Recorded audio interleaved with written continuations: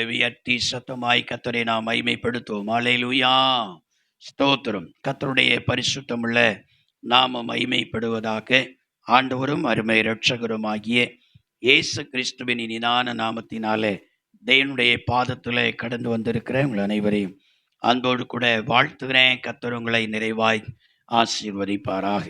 நாளிலும் செய்திக்காக தெரிந்து கொண்ட வேத வசனம் மல்கியா தீர்க்கதரிசியினுடைய புஸ்தகம் 4வது அதிகாரம் அதனுடைய 2வது வேத வசனத்தை நான் வாசிக்கிறேன். மல்கியாவின் புஸ்தகம் 4வது அதிகாரம் 2வது வேத வசனம்.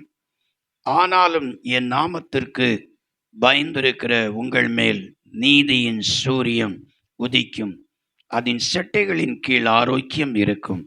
நீங்கள் வெளியே புறப்பட்டு போய் கொழுத்த கன்றுகளைப் போல வளர்வீர்கள் என்று சொல்லி ஆண்டவராகிய கர்த்தர் இந்த வார்த்தைகளை விதமாக்க அவர் சொல்கிறார். ஆனாலும் என் நாமத்திற்கு பயந்திருக்கிற உங்கள் மேல நீதியின் சூரியனை நான் உதிக்க செய்வேன் என்று சொல்லி கர்த்தர் சொல்கிறார். வேத புஸ்தகத்துல நீதியின் சூரியன் என்று சொல்லி யாரை குறிப்பிட்டு அவர் சொல்லி இருக்கிறார்னு சொன்னா, நம்முடைய ஆண்டவராகிய இயேசு கிறிஸ்து தான் நீதியின் சூரியனாய் இருக்கிறார். அப்போ நீதியின் சூரியன் உதிக்கும் என்று சொன்னால், அந்த நீதியின் சூரியனாகிய அவர் தேவனுடைய பிள்ளைகளை, அவருடைய நாமத்திற்கு பயந்திருக்கிற தேவனுடைய பிள்ளைகளை நோக்கி பார்ப்பார் என்று சொல்லிதான் அதனுடைய அர்த்தம். என்று சொன்னா, நம்முடைய ஆண்டவராய் இயேசு கிறிஸ்துனுடைய அதனுடைய முகத்தை, ஸ்தோத்திரம், இந்த சூரியனை கிளாஸ் போட்டு பார்த்துடலாம். ஆனா ஆண்டவராய் இயேசு கிறிஸ்துனுடைய முகத்தின் ஒரு பிரகாசம் இருக்குது பாருங்க, அது இந்த சூரியனை விட்ட அதிபயங்கரமான ஒரு பிரகாசமாக அவருடைய முகத்திலிருந்து அவர் வெளிவருகிறது. ஸ்தோத்திரம். அந்த முகம் அவ்வளவு பிரகாசமாக காணப்படுகிறது. மோசையோட கர்த்தர் கொஞ்ச நேரம் பேசின உடனே மோசையினுடைய முகம் கூட என்ன செய்து விட்டதாம், பிரகாசித்தது என்று சொல்லி வேதத்துல நான் வாசிக்கிறோம். அவனுடைய முகத்தை ஜனங்கள் பார்க்க முடியலையா, அவருடைய கண்கள் கூசி இருக்கிறது. ஆகையினால மோசேயுடைய முகத்துல நீர் முக்காடு போட்டுக்கொள்ளும், எங்களால உங்க முகத்தை பார்க்க முடியல அப்படின்னு சொல்லுகிற அளவுக்கு தேவன் ஒரு மனிதனோடு பேசின வேளையில அவனுடைய முகம் மனிதர்களுடைய கண் பார்க்க முடியாத அளவுக்கு கூசுன்னு சொன்னா, அந்த தேவனுடைய முகம் எவ்வளவு பிரகாசமா இருக்கும் பாருங்க, எவ்வளவு பிரகாசமா இருக்கும். ஸ்தோத்திரம். அதுதான் நீதியின் சூரியனுடைய பிரகாசமாயிருக்கிறது. தான் நீதியின் சூரியன் ஆயிருக்கிறது.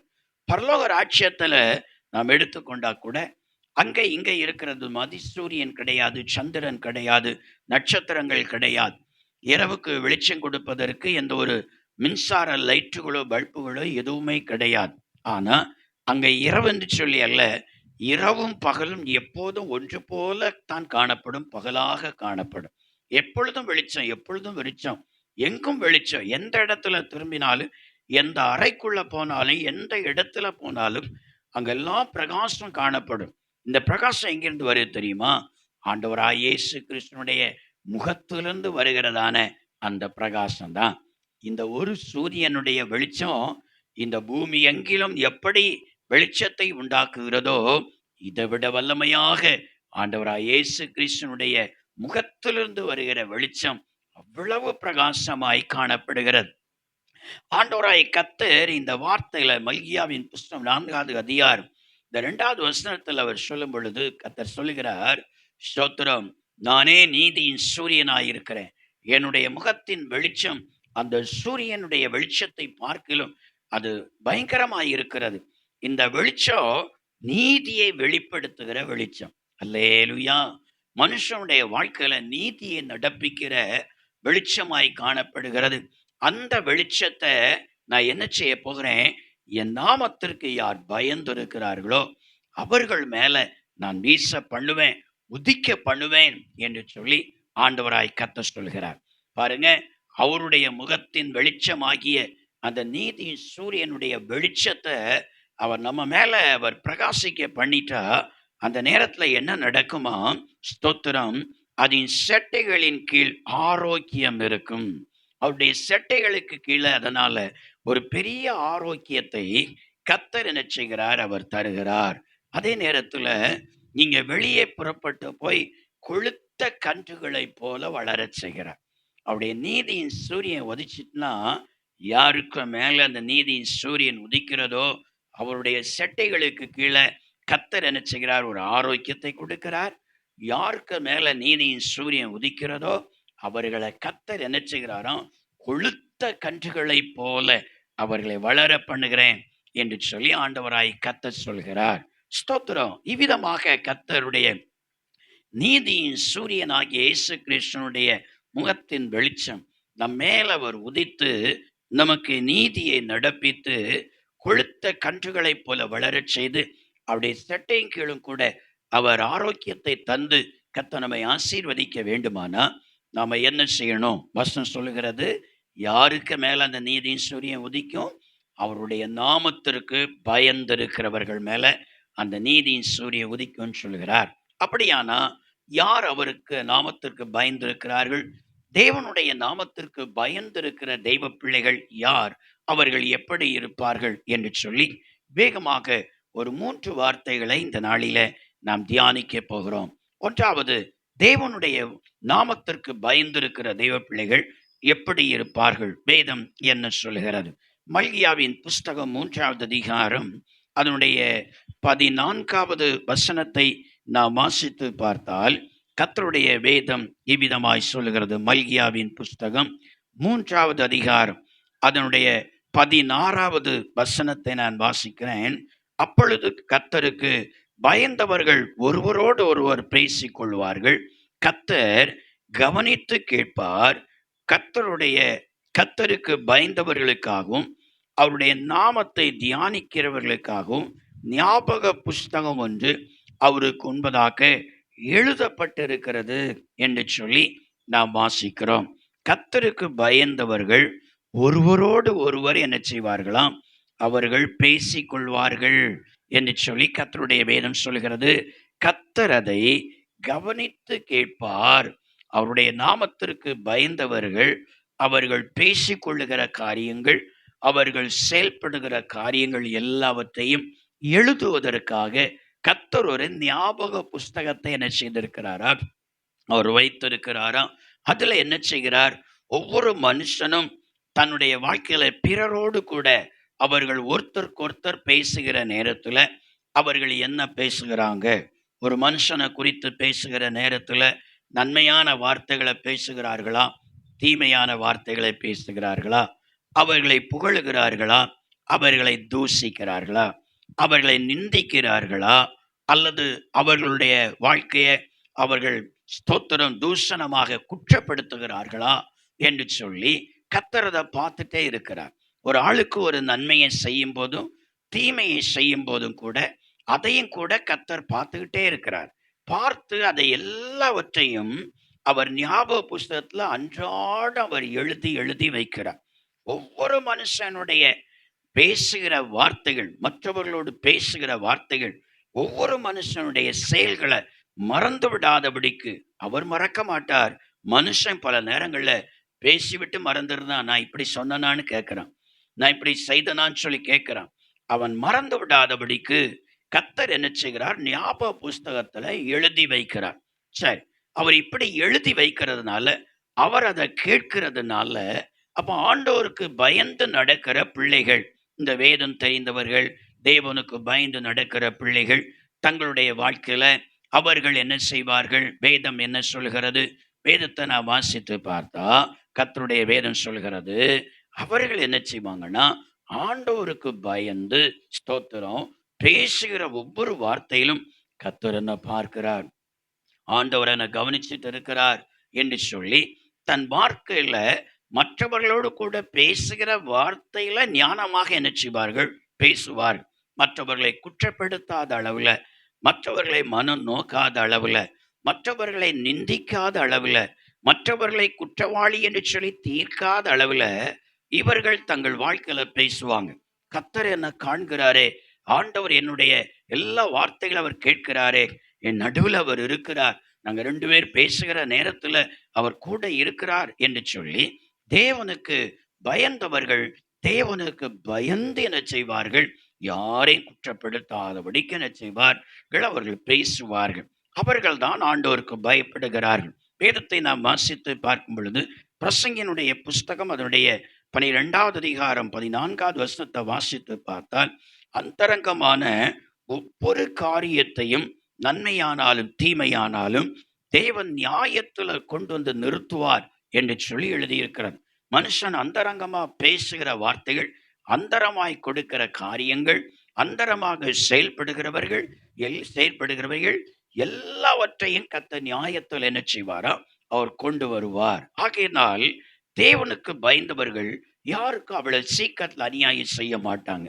ஆண்டவருக்கு பயந்தவர்கள் யாருக்கும் அவ்வளவு சீக்கிரத்தில் என்ன செய்வார்கள், யாரையும் நிந்தித்து தூசித்து குற்றப்படுத்தி அவ்வளவு சீக்கிரத்துல பேச மாட்டாங்க. ஏன்னா கர்த்தர் அதை காண்கிறார், தேவன் அதை பார்த்து கொண்டிருக்கிறாருங்கிற ஒரு பயம் இருக்கிறதுனால தேவனுக்கு பயந்தவர்கள் பேசுகிறார்.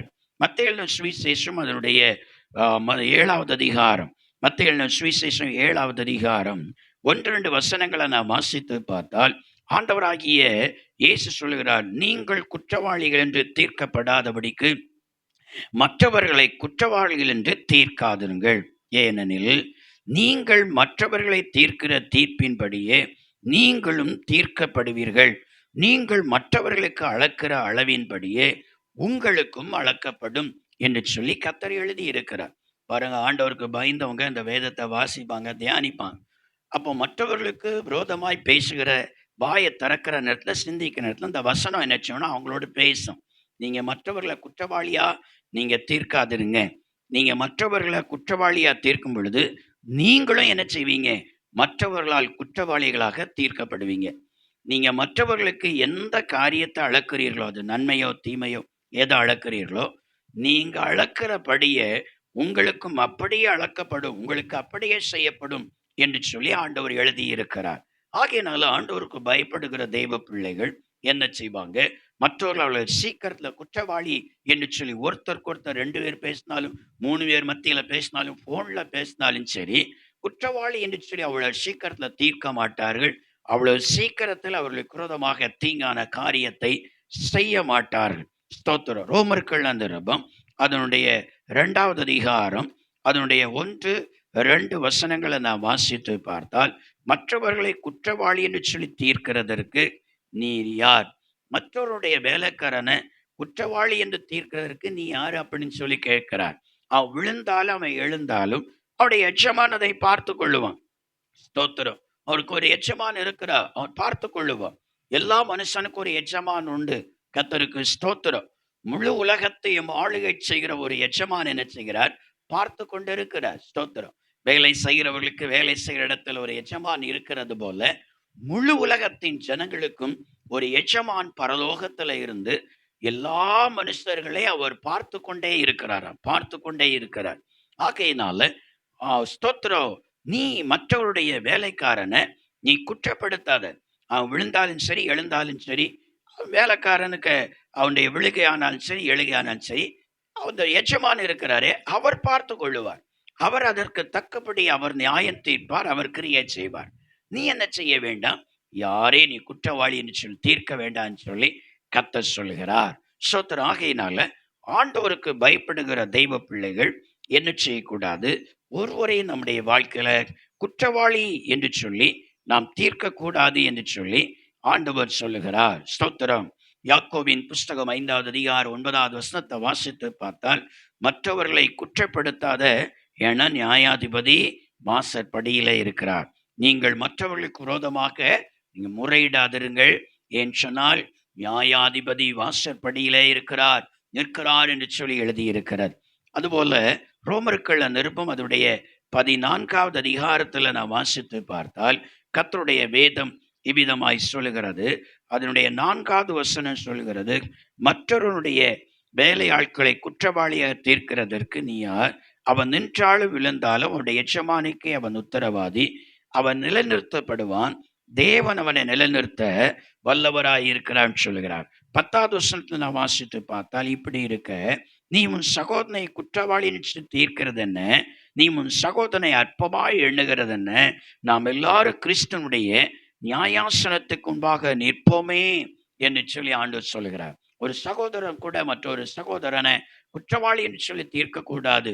ஒரு சகோதரி கூட மற்றொரு சகோதரியை குற்றவாளி என்று சொல்லி தீர்க்கக்கூடாது என்று சொல்கிறார். 12:13 நாம் வாசித்து பார்த்தால், அதே ரோமர்கள் நிருபம் 14:12-13 வாசிக்கும் பொழுது, ஆதலால் நம்மில் ஒவ்வொருவனும் தன்னை குறித்து தேவனுக்கு கணக்கு ஒப்புவிப்பான். இப்படி இருக்க நாம் இனிமேல் ஒருவரை ஒருவர் குற்றவாளி என்று தீர்க்காதிருப்போமாக. ஒருவனும் தன் சகோதரனுக்கு முன்பாக தடுக்கலையும் இடரலையும் போடலாகாதென்று தீர்மானித்துக் கொள்ளுங்கள் என்று சொல்லி இந்த வார்த்தையில் ஆண்டவராய் இயேசு கிறிஸ்தவர் சொல்லுகிறார். ஸ்தோத்திரம். பாருங்க, ஒருவனும் தன்னுடைய சகோதரனை குறித்து உன் சகோதரியை கொடுத்து குற்றவாளி என்று சொல்லி நீ தீர்க்காத. அவர்களுக்கு இடரலான காரியத்தை நீ செய்யாத. அவர்களுக்கு தீமையான காரியத்தை நீ செய்யாத. ஏன்னு சொன்னா, நியாயாதிபதி, எல்லா மனுஷரையும் நியாயம் தீர்க்கிறதான ஒரு நியாயாதிபதி இருக்கிறார். அந்த நியாயாதிபதி வாசல்ல நின்று அவர் பார்த்து கொண்டே இருக்கிறார். ஒவ்வொரு மனுஷனுடைய வாசற்படியில நியாயாதிபதியாகிய இயேசு நின்று பார்த்து கொண்டிருக்கிறார். அவர் கேட்டு கொண்டிருக்கிறார். அவர் எழுதி வைத்துக் கொண்டே இருக்கிறார். அதற்கு தக்கபடி ஒரு நாள் நியாய தீர்ப்பின் நாளில அந்த மனுஷனை கர்த்தர் நியாயம் தீர்ப்பார். நியாய தீர்ப்பின் நாளில ஞாபக புஸ்தகம் திறக்கப்படும். இந்த மனுஷன் மறந்துட்டாலும், நான் செய்யவில்லை என்று சொன்னாலும், ஞாபக புஸ்தகம் பேசும். இந்த மனுஷன் செய்த கிரியைகளையும் இந்த மனுஷன் பேசின வார்த்தைகளையும் ஞாபக புஸ்தகம் பேசும். அதில் எழுதியிருக்கிறபடியே அவர் நியாயம் தீர்ப்பார் என்று சொல்லி கர்த்தருடைய வேதம் தெளிவாய் சொல்கிறது. ஆகையினால் ஆண்டவராய் கர்த்தர் சொல்கிறார், உங்க மேல நீதியின் சூரியன் உதிக்கணுமா? உங்களுக்கு அவருடைய செட்டைகளின் கீழே ஆரோக்கியம் வேணுமா? நீங்க கொளுத்த கன்றுகளை போல நீங்க வளரணுமா? ஆண்டுடைய முகப்பிரகாசம் உங்களுக்கு கிடைக்கணுமா? கர்த்தர் சொல்கிறார், நீங்க யாரையும் நியாயம் தீர்க்க வேண்டாம். நீங்க யாரையும் குற்றவாளி என்று சொல்லி தீர்க்க வேண்டாம். யாருக்கும் நீங்க அநியாயம் செய்ய வேண்டாம் என்று சொல்லி கர்த்தர் சொல்கிறார். தேவனுக்கு பயந்தவர்கள் அவ்விதமாய் தன்னை காத்து கொள்ளுவார்கள். இரண்டாவதாக, தேவனுக்கு பயந்தவர்கள் தங்களுடைய வாழ்க்கையில் அவர்கள் எப்படி இருப்பார்கள்? வேதம் என்ன சொல்லுகிறது? ஸ்தோத்திரம். யாத்ரா புஸ்தகம் அதனுடைய 1வது அதிகாரம். யாத்ரா புஸ்தகம் அதனுடைய 1வது அதிகாரம் அவருடைய 21வது வசனத்தை நான் வாசித்து பார்க்கும் பொழுது கர்த்தருடைய வேதம் சொல்லுகிறது. ஸ்தோத்திரம்.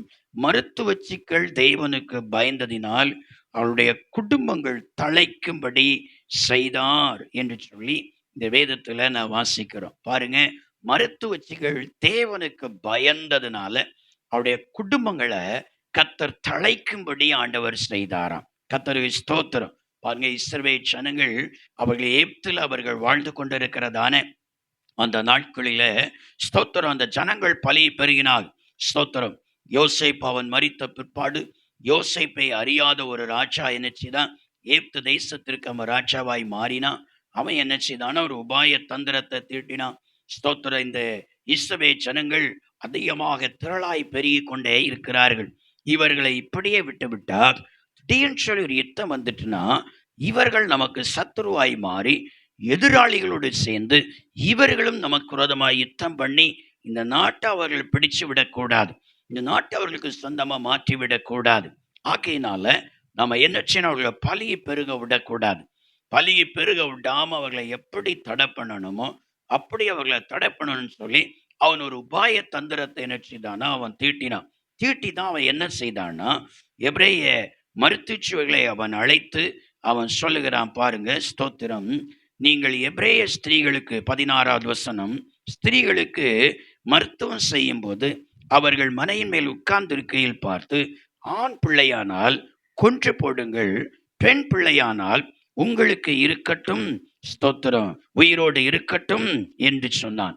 ஸ்தோத்திரம். பாருங்க, ஆண் பிள்ளைகள் பிறந்தாச்சுன்னா, அந்த இஸ்ரவேல் ஜனங்களுக்கெல்லாம் ஆண் பிள்ளைகள் பிறந்தா அதை என்ன செய்யுங்க? நீங்க பிரசவம் பார்க்கும் போதே அவர்கள் அங்கங்கமா அலுவலா இருக்கிற இடத்துல அதை எப்படியோ ஆயிலோ அதை என்ன செய்ய கொன்று போடுங்க.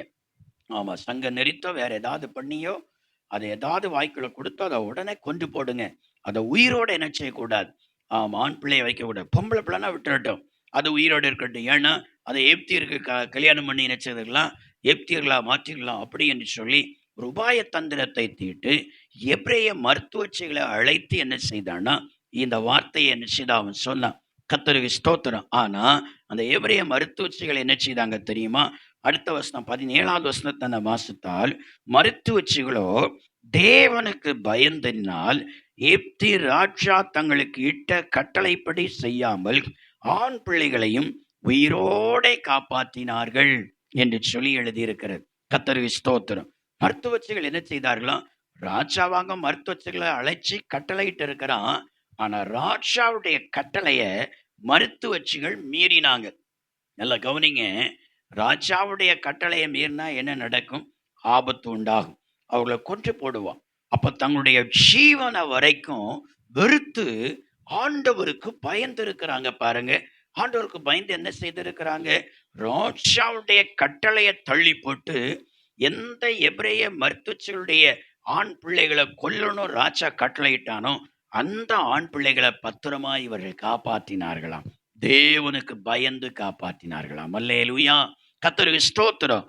பாருங்க, பல நேரங்களில தேசத்துல பல சட்டங்கள் என்ன செய்யணும்னா ராஜாவால தவறுதலாக இயற்றப்படும். எல்லா சட்டமும் ராஜா இயற்றுகிற சட்டம், தலைவர்கள் இயற்றுகிற சட்டம், அதிகாரிகள் இயற்றுகிற சட்டம் எல்லாம் எல்லாம் கரெக்டா நீதியின்படி இருக்காது. பல நேரங்கள்ல அவர்களுடைய அறியாமையினால் அந்த சட்டம் இயற்றும் பொழுது அது அநீதியாய் காணப்படும். ஆனா அந்த அநீதியான சட்டத்திற்கு தேவனுக்கு பயப்படுகிற தேவ பிள்ளைகள், அதிகாரிகளானாலும் சரி, மனுஷர்களானாலும் யாரானாலும் சரி, அவர்கள் அறியாமையினாலே தவறுதலாய் போடுகிற சட்டத்தை நீங்க கையில் எடுத்து அதை உங்களுக்கு சாதகமாய் பயன்படுத்தி தேவ பிள்ளைகளை துன்பப்படுத்தினா நீங்க ஆண்டோருக்கு பயப்படல, கர்த்தர் உங்களை நியாயம் தீர்ப்பார். ஆனா அது சட்டம் தவறுதலான சட்டம், தவறா செயல்படுகிறாங்க, அநியாதியாய் செயல்படுகிறாங்க. இது அந்த அநீதிக்கு நான் உட்படக்கூடாது, ஆண்டோடைய பிள்ளைகளுக்கு நான் நன்மை செய்யணும், காப்பாற்றணும் சொல்லி அப்படிப்பட்ட சட்டத்தையும் அதிகாரத்தை நீங்க தள்ளி தேவனுக்கு பயந்து தேவ பிள்ளைகளுக்கு நன்மை செய்தா, நன்மை செய்கிறதா தேவனுக்கு பயப்படுகிற பயமா இருக்கிறது. அப்படிப்பட்டவர்கள் ஆண்டவர் ஒரு நாளும் தள்ள மாட்டார், கைவிட மாட்டார். அவர்கள் மேல நீதியின் சூரியன் உதிக்கும். அவர்களுடைய செட்டையின் கீழ் அவர்களுக்கு ஆரோக்கியம் கிடைக்கும். அவர்களை கொழுத்த கன்றுகளைப் போல வளர பண்ணுவேன்னு சொல்லி கர்த்தர் சொல்கிறார். அல்லேலூயா, அல்லேலூயா. அப்ப ஆண்டவருக்கு பயப்படுகிற தேவனுடைய பிள்ளைகள் சட்டம் தவறுதலாக முடிந்தால், தவறுதலான சட்டங்கள் பிறந்தாலும் அந்த சட்டத்தின்படி செய்யாமல் தேவனுக்கு பயந்து தேவ பிள்ளைகளுக்கு நன்மை செய்வார்கள். இன்னொரு வசனத்தை கூட நான் வாசித்து பார்த்தார்.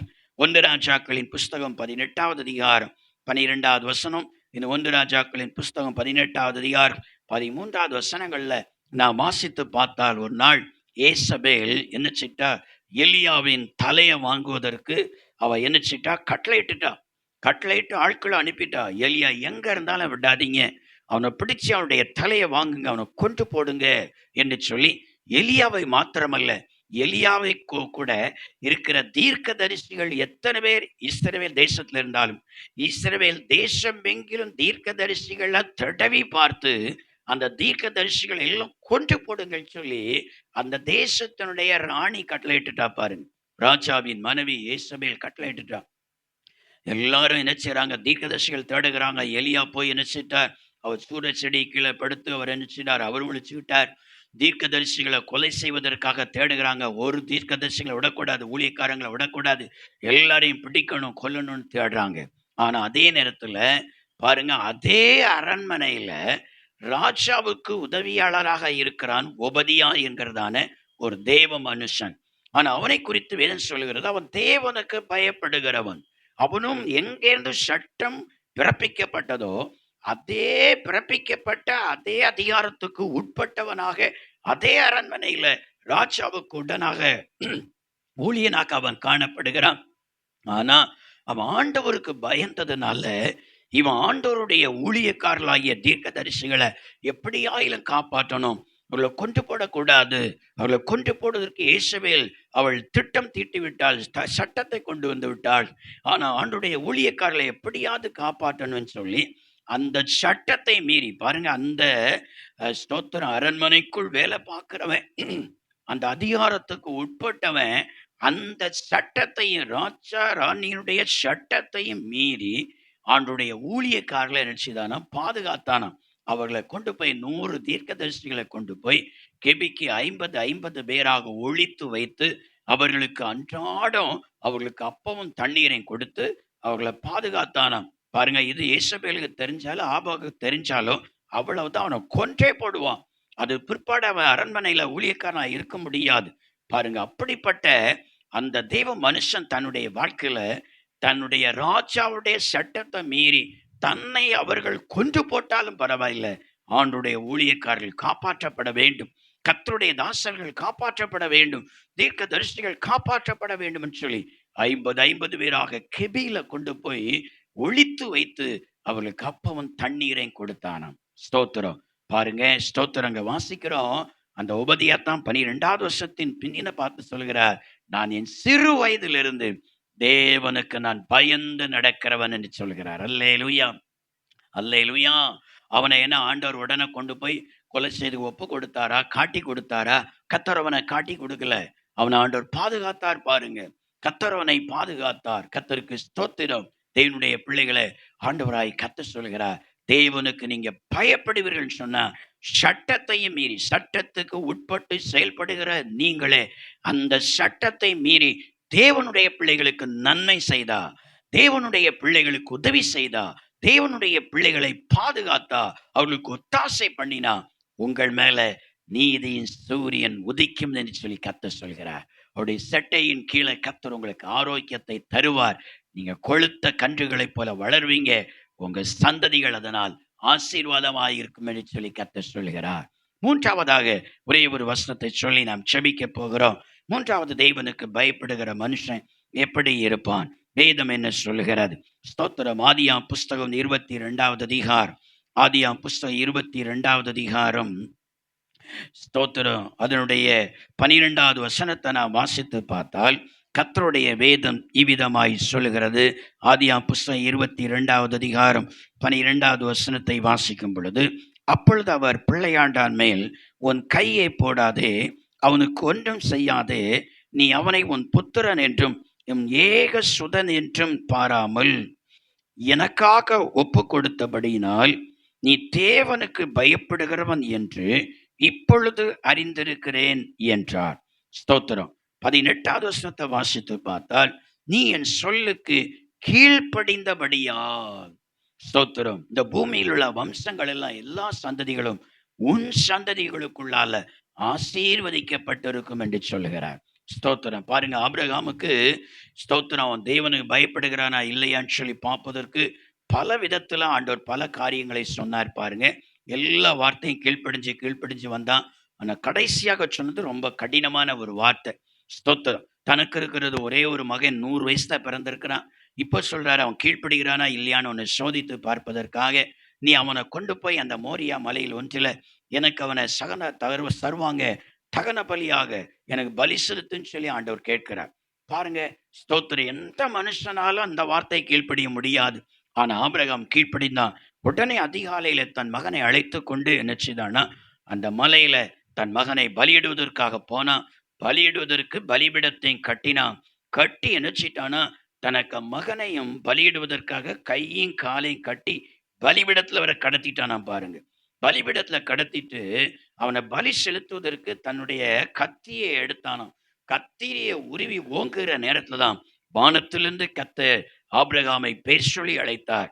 உன் குமாரனுக்கு மேல நீ கைய போடாத, அவனை தொடாத, நீ இப்படி செய்ததுனால நீ தேவனுக்கு பயப்படுகிறவன் என்பதை நான் அறிந்திருக்கிறேன். ஆகையினால நீ என் சொல்லுக்கு உண்மையா எல்லா காரியத்தை நீ கீழ்ப்படிந்தாய். ஆகையினால உன் சந்ததிக்குள்ளால இந்த பூமியில் உள்ள வம்சங்கள் எல்லாமே ஆசீர்வதிக்கப்படும் என்று சொல்லி கர்த்தர் சொன்னார். அல்லேலூயா, ஸ்தோத்திரம். அப்ப தேவனுக்கு பயப்படுகிற ஒரு தேவனுடைய மனுஷன் எவ்வளவு கடினமான வார்த்தையாய் இருந்தாலும் தேவனுடைய வார்த்தையை தான் கீழ்ப்படிவான்.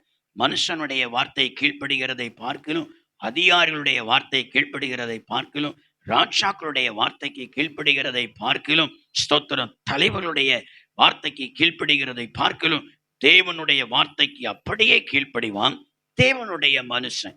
பாருங்க, அப்படி ஒரு தேவனுடைய மனுஷன் தன்னுடைய வாழ்க்கையில தனக்கு மேலாய் இருக்கிறதான எந்த காரியத்துக்கானாலும் சரி, ஸ்தோத்திரம், தேவனுடைய வார்த்தைக்கு அவன் கீழ்ப்படிந்து அவன் நடந்தாச்சுன்னா ஒரு பெரிய பாக்கியம். பாருங்க, அந்த மனுஷனுடைய சந்ததிகளுக்குள்ளால மற்ற ஜனங்களை ஆசீர்வதிக்கிறார். அல்லேலூயா.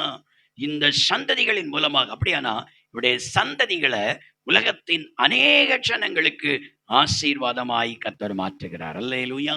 சந்ததிகளுக்கு ஒரு பெரிய ஆசீர்வாதம். இல்லையானா எனக்கு மேலான அதிகாரம் எனக்கு ஒன்றும் செய்ய முடியாது, ஆகையினால நான் தேவனுக்கு நாம் கீழ்ப்படிய முடியாது, அவருக்கு பயப்பட முடியாது, ஆகையினால எனக்கு அதிகாரத்துக்கு தான் கீழ்ப்படிய முடியும்னு சொல்லி அநீதி செய்தான், அக்கிரமம் செய்தான், பாவம் செய்தான், சந்ததிகளுக்கு பெரிய சாபத்தை அவர்கள் குவித்துக் கொள்ளுகிறாங்க. வேதத்துல நான் வாசிக்கிறோமே, இப்படிப்பட்ட பரிசுத்தவான்கள் எல்லாம் தேவனுக்கு பயந்து அவருக்கு வார்த்தைக்கு கீழ்ப்படிந்து நடந்ததனால சந்ததிகளுக்கு ஆசீர்வாதத்தை அவர்கள் பின் வைத்து போனார்கள். கர்த்தருக்கு ஸ்தோத்திரம். ஆண்டவருடைய பிள்ளைகளே, நம்ம சந்ததிகள் ஆசீர்வாதமா இருக்கணுமா, சாபத்துக்கு உட்பட்டு இருக்கணுமா? நம்முடைய சந்ததிகள் ஆசீர்வாதமா இருக்க வேண்டுமானால் மனுஷனுக்கு கீழ்ப்படுகிறதை பார்க்கலும் நாம் தேவனுக்கு தான் நாம் கீழ்ப்படிய வேண்டும். தேவனுடைய வார்த்தைக்கு நாம் கீழ்ப்படுகிற நேரத்துல நம்முடைய சந்ததிகள் ஆண்டவர் ஒரு காலம் கைவிட மாட்டார், ஆசீர்வதிப்பார். நம் மேல நீதி சூரியன் உதிக்கும், நம்முடைய சந்ததியின் மேல உதிக்கும். நம்முடைய பிள்ளைகளை கொழுத்த கன்றுகளைப் போல வளர்க்க செய்வார். நம்முடைய சந்ததிக்கு அவருடைய சட்டைகளின் கீழே ஆரோக்கியம் கிடைக்கும். ஆகையினால ஆண்டவராய் கர்த்தர் சொல்கிற, நீதியின் சூரியன் ஆகிய நான் உங்க மேல உதிக்கணும்னு சொன்ன எனக்கு நீங்க பயப்படுங்கள்னு சொல்கிறார். தேவனுக்கு பயப்படுகிற மனுஷன் பிறருக்கு அநியாயம் செய்ய மாட்டான், தீமை செய்ய மாட்டான், பிறரை குற்றவாளி என்று சொல்லி அவன் பேச மாட்டான். தேவனுக்கு பயப்படுகிற மனுஷன் ஸ்தோத்திரம் சட்டத்தையும் மீறி தேவனுடைய பிள்ளைகளை காப்பாற்றுவதற்காக அவன் பிரயாசப்படுவான், நன்மை செய்வான். தேவனுடைய மனுஷன் ஸ்தோத்திரம் மனுஷருடைய வார்த்தையை பார்க்கிறோம், தேவனுடைய வார்த்தைக்கு உண்மையாய் செவி கொடுத்து அப்படியே கீழ்ப்படி நடப்பார். அவர்கள் மேல நீதியின் சூரியன் உதிப்பார். அவருடைய சட்டைகளின் கீழே ஆரோக்கியத்தை கொடுப்பார். அவருடைய சந்ததிகளை அவர்களை கொழுத்த கன்றுகளைப் போல் வளரச் செய்வார். அவர்கள் நிமித்தோடைய சந்ததிகளை கர்த்தர் உலகத்திற்கு ஆசீர்வாதமாக தேவன் மாற்றுவார். அபிதமாய் வாழ்வதற்கு நம்மை அர்ப்பணித்து நம்முடைய சந்ததிகளுக்கும் தேவனுக்கு பயந்து நாம் கீழ்ப்படுகிறதுனால ஆசீர்வாதத்தை நாம் சம்பாத்தியம் பண்ணுவோம். கர்த்தர் நம்மை ஆசீர்வதிப்பாராக. ஆமென்.